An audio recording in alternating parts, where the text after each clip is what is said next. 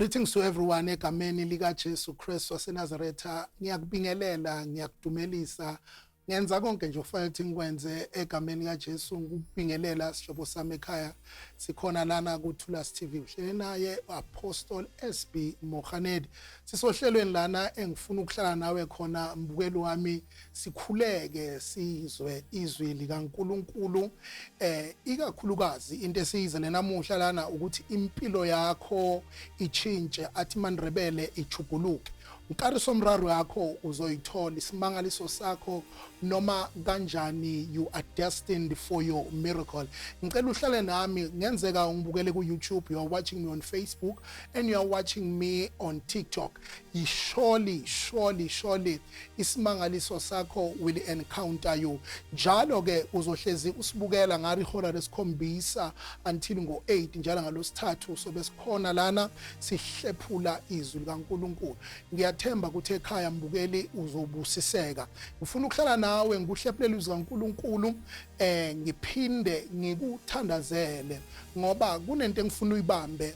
Asikho isifo uNkulunkulu angasiphilisi. 2, ayikho inkinga uNkulunkulu angakwazi ukuyixazulula. Okwesithathu, asikho isono uNkulunkulu angakwazi ukusixolela. Shukuthi njengoba ungibukele sikulethele ipackage ukuthi nanoma ngabe ungibane, nanoma ngabe ukhonza kuphi, as long uhleli nathi la ku Thulas TV, your life will never be the same again. Once again, as I'm introducing myself, I'm Apostle SB Mohanedi. Into yami ithi kuwe uJehova ufohlile ngoba uJehova uzokufohlela.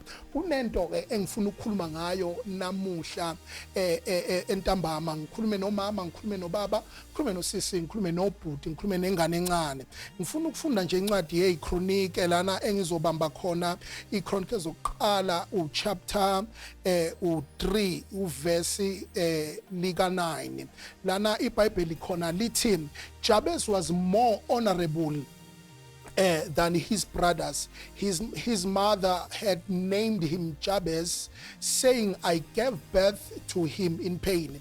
Lithi iBhayibheli lana uJabesi wayethandeka kunababhuti bakhe. He was honorable and uma wakhe wametha igama wathi unguJabesi. Kepha ke 9 engifuna ukuthi siyibuke namuhla mlaleli njoba ungibukile ekhaya. Njoba kwakuthiwa nguJabesi nje, lithi iBhayibheli umama wakhe wamzala kabuhlungu. Yingakho ke igama lakhe labe sekuthiwa nguJabesi ngenxa yokuthi uma wakhe wayemzale kabuhlungu. Okusho ukuthi le gama elithi Jabesi lalithi pain, ubuhlungu. Yayinzima ke impilo yalomfolo ngoba ayikho into bekayenza ingeke ibe nobuhlungu. Kunezinto la kuphileni okufanele ukuthi uunderstand, ezinye azizi ngenxa ukuthi wena wonile. Azizi ngoba mhlambe wena uNkulunkulu akakuthandi, kepha ziwumphumela ngesinye isikhathi zozalo ozalwe kulo, the background noma the bloodline ophuma kuwo, ukuthi kwaba nesigameko siphi empilweni yakho uze ube khona. uJabesi wathi umazalwa kwathiwa ubuhlungu, pain. Okusho ukuthi impilo yalomfana lona since eyingane, pain was surrounding the life of Jabez. Ungena ku relationship kune pain. Umangele uthandana lo sisi loya kuyambhedela, ungena kule relationship yabheda. Inkinga akusiwuye, inkinga yi bloodline aphuma kuyo imbangela ukuthi abe nalento okuthiwa isicwacwa, amashwa basuthu barikimadi mabi, lento imkhungethe athanda angathandi. 2, uthola emsebenzini akulungi. Yini? It's because the pain was upon the life of Jabez. Impilo yakhe yayisurroundwe ubuhlungu, kungekho into enzekayo. Ungibukela lapha ekhaya mbukeli wami, iqiniso lithi uthi umprofeti kaNkuluNkulu ungathi ukhuluma nami. Yes, ngikhuluma nawe ekhaya. Impilo yakho ayinamuva, ayinaphambili, awuzazi ukuthi kufanele uye emuva noma uye phambili. ngenxa yokuthi impilo yakho ibophekile indawonye and ayikho into elungayo and umuthi uchecka gokhokho gogogo komama it's a trend yinto eyenzekile yebo nawe ngenzeka uzalelwe kuleso sibongo ozalelwe kuso umuthi uyachecka la khaya ninabo bhuti wakho nabo sisi wakho izibongo zenu ayifani nizalwe izibongene ehlukahlukane ngenxa ukuthi ngenzeka ukuthi nakukhokho kwakunjalo kusho ukuthi lento lena ngizothini iwumkhokha noma iwukhondolo olubi oluziphinda phindayo from one generation to another generation ingane zakhe ekhaya nazo zibanjwe the very same thing ezingena kunama relationship ziyaphuma nawe wawungena kuma relationship uphuma lo msebenzi lona uyangena uyaphela. Your things have been stagnant for the long time. Keba ngizokuthembisa ummangaliso kulolu hlelo ukuthi uNkulunkulu onamandla uzokwenzela isimangaliso. Akukhathalekile ukuthi ke uma impilo yakho injalo fale bese wena ulahla ithemba akufuneki ulahla ithemba. uJabesi into ahlakanipha ngayo wa recognize ukuthi unenkinga. Inkinga emntwini ukuthi anga understand futhi angaboni ukuthi kushukuthi nginenkinga ngoba if ungaziboni ukuthi unenkinga no one will attend to you, no one will help you. Once you identify ukuthi ayibo umuntu kaNkulunkulu nginenkinga vele lana akulungi ngibathe ngiyathinta kuphunyuka ezandleni ngibathe ngiyangena kule relationship kuyaphunyuka ngiyabathe ngiyasebenza imali iphunyuka ezandleni ngisebenza njengendlovu kepha ngidla njengentuthwane akukho kulungayo. uJabesi recognized ukuthi kusho ukuthi la mpilweni yami nginenkinga. Lithi iBhayibheli uJabesi wabe suyakhuleka kuNkulunkulu kaIsrayeli. Yinto lena esizele kuyo ke manje ukuthi wena recognize your problem and start to seek for help. Seek how usizo. Njoba ngihleli phambi kwakho ngilethe usizo lwakho. Ngizothi okwenzeka kubazali bakho angeke kusenzeka kuwe, okwenzeka kukhokho wakho angeke kusenzeka kuwe. Not in your generation, not in your name, not in your lifetime. uNkulunkulu wena uzokwenzela ummangaliso. Mbukelo wami ekhaya lithi iBhayibheli wakhuleka uJabesi. Wathi umekhuleka uJabesi lithi iBhayibheli wakhuleka kuNkulunkulu kwaIsrayeli. Wathi kuNkulunkulu kwaIsrayeli Nkosi kokuqala wa-identifya ukuthi kusho ukuthi ngihamba nesiqalekiso, ngihamba namabhadi, ngihamba nesinyama, ngihamba nanto engathandeki, bantu bangizondela into engayazi. Lithi iBhayibheli wathi uNkulunkulu ngibusise nokungibusisa.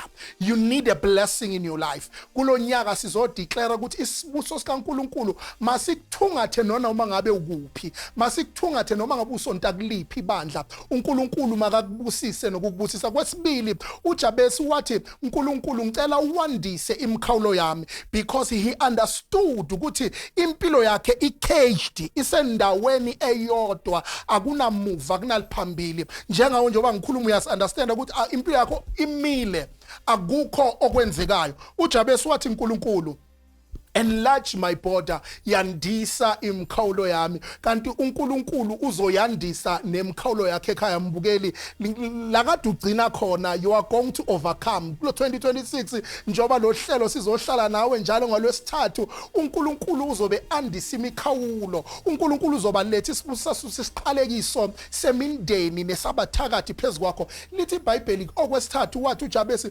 uNkulunkulu ngicela ukuthi isandla sakho ukuthi sibe phezulu kwami. Ngamanye amazwi wayethi uJabesi sengicela ukuthi noma bengithakatha ngingasathakatheki, akusale kushaya ngapha nangapha kubhampa kubuyele emuva, ngoba ezinye zezinto ezenza ukuthi empilweni singaphumeleli kunabantu abangalahali, kunabantu abehla benyuka baspend thousands of rands bayovala impilo yakho. Into eyenza ukuthi ushayeke lula, it's because there's no protection empilweni yakho. Isandla sikaNkulunkulu is not upon your life. uJabesi understood ukuthi impilo yakhe i-vulnerable kanje, it's because isandla sikaNkulunkulu asikho phezukwakhe. Sengiqeda ngoba ngiyahalisela nje ukuthi hey ziyabuya lakhaya. Lithi iBhayibheli okugcina uJabesi wathi uNkulunkulu ngicela ungikhiphe ebuhlungwini. Angibazi ubuhlungu obhekene nabo, kepha ithi into uNkulunkulu uzokwenzela inkarisomraro, uJehova uzokufohlela, uJehova uzongena kulesimo sakho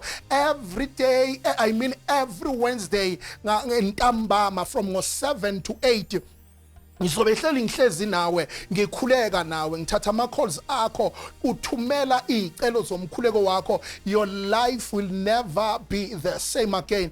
Tshela umakhelwane, tshela umngani, fonela ugogo, fonela ubani nobani ukuthi akaye lapha ku TV yakhe, uma ne smart TV angene ku YouTube abuke, atype nje ukuthi Thulas TV, uzosithola nganathi isikhathi nalapha ku Facebook na ku TikTok. Umangaliso wakho sowufikile. Ngenzeka ungibukelile lapha ekhaya uyagula, ngenzeka lapha ekhaya uphathekile, ngenzeka lokho engikhulumayo uthi umprofeti kaNkulunkulu, I'm going through that. Ngicela ukuthatha leli thuba ngingachithanga isikhathi egameni lika Jesu, ngilula isandla sami phezukwakho, ngithe egameni lika Jesu Kristu waseNazaretha, mathunza amnyama mawahambe, izibopho zamadimoni mayihambe, izinto ezathunyelwa emndenini wakini that are running in your blood eyivalile ukuthi ungaphumeleli, ngiyadeclare ngithe egameni lika Jesu, let the power of God touch you and heal you wherever you are watching me. You are watching me in Cape Town. uNkulunkulu khona umangaliso engibona uyawenza kuwe mama, ngenzeka ungibuka nje ulele phezu kombhede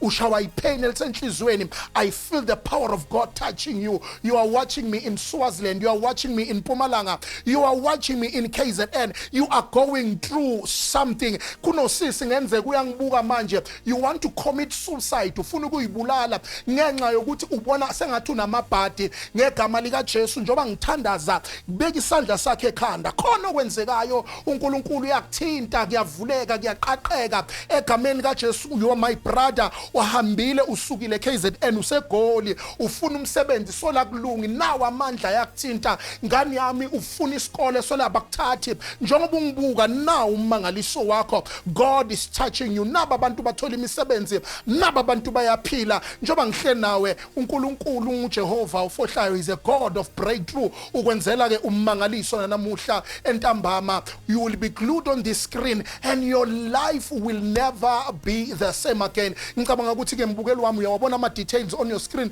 uzowathatha so that you will follow us. Usithumelele nezicelo zemithandazo, usho ukuthi ufuna sikhulekele ini, ngasiphi isikhathi sizokwenza njalo. Kepha nje namuhla besinibingelela sithi molweni, sirithobelanga, sithi dumelang, absheng ngegama lika Jesu. We believe that ukuthi this hour will heal your life, will change your destiny. Your life will never be the same again. Sengiphuma ngithi kuwe uJehova ufohlile ngathi angakufohlela nawe egameni lenkosi. God bless you. Amen.